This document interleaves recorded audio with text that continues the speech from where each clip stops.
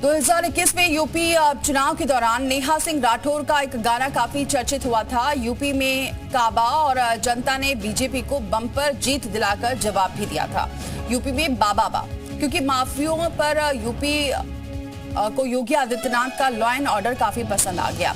तो क्या 24 के चुनाव में भी पीएम मोदी को योगी मॉडल पर पूरा भरोसा है?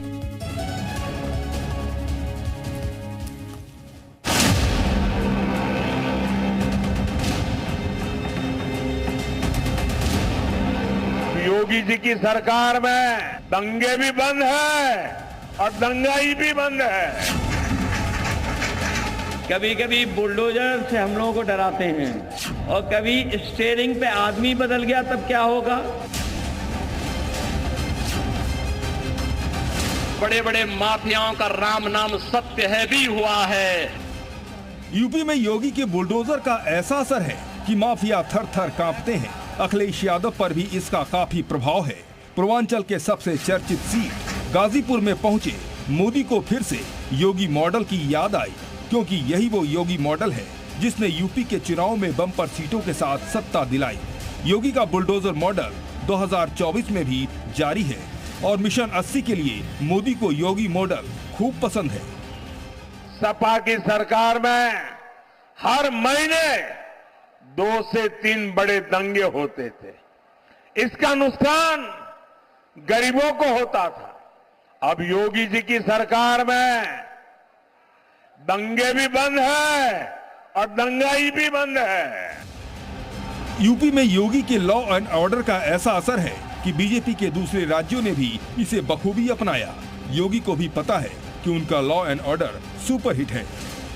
ये सब भय और आतंक के साये में जीते थे, लेकिन आज आपका आशीर्वाद भारतीय जनता पार्टी के साथ मिला तो बहन और भाइयों, अगर अयोध्या में रामलला विराजमान हुए हैं तो बड़े बड़े माफियाओं का राम नाम सत्य है भी हुआ है। मोदी को योगी के बुलडोजर मॉडल में ही पार्टी का भविष्य दिखता है। तभी यूपी के हर प्रचार में मोदी योगी के इस मॉडल की चर्चा जरूर करते हैं और विरोधियों को योगी मॉडल के सहारे जवाब देते हैं। अरे जरा योगी जी से ट्यूशन लो, बुलडोजर कहां चलाना कहां नहीं चलाना। साथियों, ये चुनावी सभा के लिए मैं कहने के लिए नहीं आया।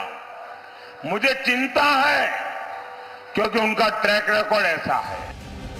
कौन कहता है कि योगी के बुलडोजर मॉडल का असर विपक्ष पर नहीं है? असर नहीं होता तो अखिलेश अपने चुनावी प्रचार में योगी के बुलडोजर की चर्चा नहीं करते। अगर बुलडोजर में दिमाग नहीं होता है और कभी स्टीयरिंग पे आदमी बदल गया तब क्या होगा। और हमने तो यहां तक सुना है कि कुछ अधिकारी अपनी सीमाओं से बाहर जाकर के समाजवादियों को परेशान कर रहे हैं। साल 2017 से लेकर 2024 तक यूपी में माफिया, गैंगस्टर और अपराधियों की 12,000 करोड़ की संपत्ति या तो सीज की गई या उसे बुलडोजर से ध्वस्त किया गया।